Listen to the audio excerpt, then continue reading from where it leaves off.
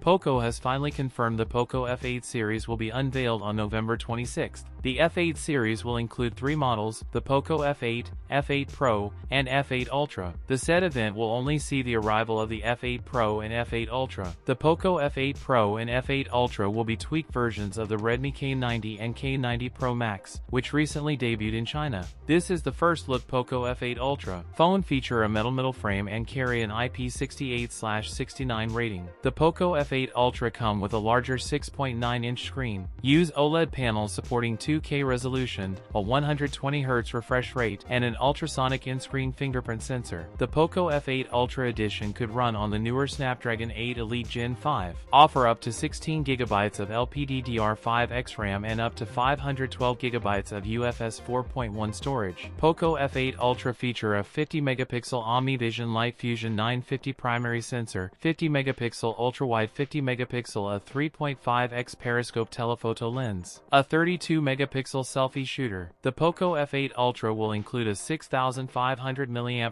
battery. That's it for today's video. If you enjoyed it, don't forget to like, comment, and subscribe for more content. Thanks for watching, and I'll see you in the next one.